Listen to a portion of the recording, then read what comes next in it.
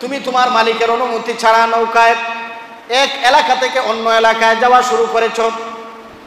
এভাবে একজন আরেকজনকে বলা বলি করতেছে। তো ইউনুস আলাইহিস সালাতু ওয়াস সালাম দাঁড়ায় বললেন, ও জাতি, ও কওমের লোকেরা, আমাকে হয়তো আপনারা চিনেন না। আমি একজন সাধারণ মানুষ। আমি আমার মালিকের অনুমতি ছেড়ে এক এলাকা থেকে অন্য এলাকায় যাচ্ছি। আমাকে তোমরা নদীতে ফেলে দাও। ওই নৌকার মধ্যে যেই সমস্ত আরোহী ছিল, যাত্রী ছিল, সবাই বলল, একজন নুরানি চেহারাওয়ালা মানুষ, আল্লাহওয়ালা মানুষ, দিনদার মানুষ, কখনো মালিকের অনুমতি ছাড়া আসতে পারে না। আর এই লোকটাকে নদীতে ফেলানো যাবে না। এত সুন্দর মানুষ, পয়গম্বর, যার চেহারার দিকে তাকাইলে জান্নাতের কথা স্মরণ হয়, যার চেহারার দিকে তাকাইলে আল্লাহর কথা স্মরণ হয়, যার চেহারার দিকে তাকাইলে জান্নাতের কথা স্মরণ হয়, জাহান্নামের কথা মানুষ ভুলে যায়। এইরকম নুরানি চেহারাওয়ালা মানুষ কখনো অন্যায় করতে পারে না। সবাই বলল, না, তোমার না, তুমি না, তুমি তাকো, তোমাকে ফেলে দিব না। এইভাবে বারবার যখন তারা ফিরাফিরি করতে শুরু করলো, সবাই বলল, তাহলে আজকে লটারি দেওয়া হোক, লটারি। সবাই মিলে একটা সিদ্ধান্ত নিল, এই নৌকার মধ্যে যারা আছে সকলের নাম লেখলো, নাম লেখা লটারি দিল। লটারি দেওয়ার পরে সর্বপ্রথম ইউনুস আলাইহিস সালাতু ওয়াস সালামের নাম তাদের লটারিতে উঠে যায়। সুবহানাল্লাহ। তো সবাই মনে মনে ভাবতেছে, তিনি বলল যে ওনাকে ফেলে দেওয়ার জন্য আমরা ওনাকে ফেলে দিলাম না, যাই হোক, হয়তো আমাদের লটারির মধ্যে ভুল হয়েছে, আবার লটারি দেওয়া হোক। তারা সবাই মিলে আবার যখন সবাই মিলে আবার লটারি ফেলে দিল, দ্বিতীয়বারে ইউনুস নবীর নাম উঠে। 3 নাম্বার বারে যখন আবার তারা সবাই নিজেকে ভুল ভেবে আবার লটারি দিল, এই 3 নাম্বারের সময় ইউনুস নবীর নাম উঠে। আর শত শত যাত্রী, আর কোনো যাত্রীর নাম লটারিতে উঠে না, সবসময় ইউনুস নবীর নামই আসে। তো ইউনুস আলাইহিস সালাতু ওয়াস সালাম, আল্লাহর পয়গম্বর, তিনি মনে মনে ভাবলেন, আমার অপরাধ হয়ে গেছে, আল্লাহ হয়তো আমাকে ক্ষমা করবে না। আল্লাহ তাআলার কাছে আমি ধরা খেয়ে গেছি। আজকের জাহাজের সমস্ত যাত্রী যদি বাঁচতে চায়, তাহলে আমি ইউনুসকে সাগরে লাফ দিতে হবে। ইউনুস আলাইহিস সালাম আর কারো দিকে তাকাইলেন না, নিজে নিজে ইউনুস নবী সাগরের মধ্যখানে লাফ দিলেন। আল্লাহ তাআলা সাগরের মধ্যে একটা মাছকে হুকুম দিলেন, তিমি মাছ, আল্লাহর হুকুমে চলে। এই যে ঘটনাগুলো পূর্বে দেখছেন, সব আল্লাহর কুদরতি ঘটনা। আল্লাহ তাআলা হুকুম দিলেন, আমার পয়গম্বর ইউনুস নদীতে ঝাঁপ দিয়েছে। ইউনুস পয়গম্বরকে তুমি তোমার কাছে আমি আল্লাহ আমানত রাখলাম, তুমি কিন্তু ইউনুসকে খাবার বানাবে না।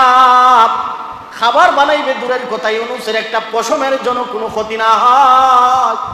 ইউনুস আলাইহিস সালাতু ওয়াস সালামকে আমি আল্লাহ যখন বলবো, আমার আমানত আবার সুন্দরভাবে তোমার ফিরিয়ে দিতে হবে, মাছ তুমি ইউনুস নবীকে খেয়ে ফেলো। ইউনুস আলাইহিস সালামকে যখন মাছ পরিপূর্ণ অক্ষতভাবে খেয়ে ফেলেছে, কিতাবের মধ্যে পাওয়া যায় ইউনুস আলাইহিস সালাতু ওয়াস সালাম ওই মাছের পেটে সেজদারত অবস্থায় ছিলেন। সুবহানাল্লাহ।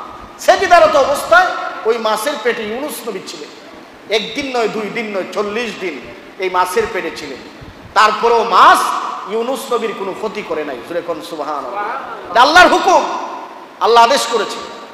ইউনুস আলাইহিস সালাতু ওয়াস সালাম 40 দিন যখন পূর্ণ হয়ে যায়, ইউনুস আলাইহিস সালামকে এই মাছটা জুলুমাতুন ফাওকা জুলুমাত, 3টা অন্ধকারের ভিতরে এই মাছটা ইউনুস নবীকে নিয়ে 40 দিন সমুদ্রে ভ্রমণ করেছে।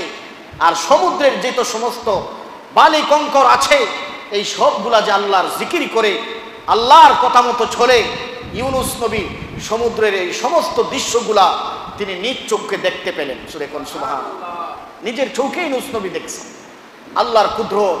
সমুদ্রের ভিতরে আমরা হয়তো দেখি না, পানির নিচে গভীরেও অনেক আল্লাহর কুদরত আছে।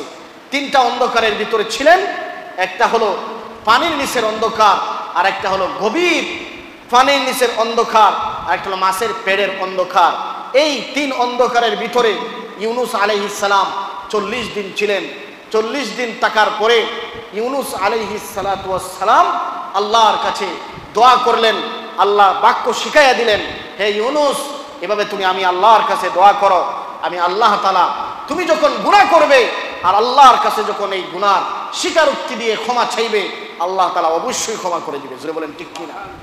ইউনুস আলাইহিস সালামকে আল্লাহ শিখাইয়া দিলেন। এবার ইউনুস আলাইহিস সালাম দোয়া করতে লাগলেন, আল্লাহ তাআলার কাছে দোয়া করলেন, লা ইলাহা ইল্লা আনতা সুবহানাকা ইন্নী কুনতু মিনাজ জালিমিন ফাস্তাজাবনা লাহু ওয়া নাজ্জায়নাহু মিনাল গাম্মি ওয়া কাযালিকা নুনজিল মুমিনিন। হযরত ইউনুস আলাইহিস সালাম আল্লাহর কাছে দোয়া করলেন, লা ইলাহা ইল্লা আনতা, হে আল্লাহ আপনি ছাড়া কোনো উপাস্য নাই, আল্লাহ তুমি একমাত্র আমার উপাস্য, এছাড়া আমাদের আর খোদা নাই, মাবুদ নাই। সুবহানাকা ইন্নী, এবং আপনি মহাপবিত্র। তিনি বলতেছেন আপনি আমার একমাত্র রব, আর তুমি পবিত্র রব, তোমার চাইতে পবিত্র আর কেউ নাই। আর ইন্নী কুনতু মিনাজ জালিমিন, আর আমি হলাম জালেমদের অন্তর্ভুক্ত, আমি গুনাহ করে ফেলেছি, আল্লাহ তুমি আমাকে ক্ষমা করে দাও। সুবহানাল্লাহ। ওয়া নাজ্জায়নাহু মিনাল গাম্মি ওয়া কাযালিকা নুনজিল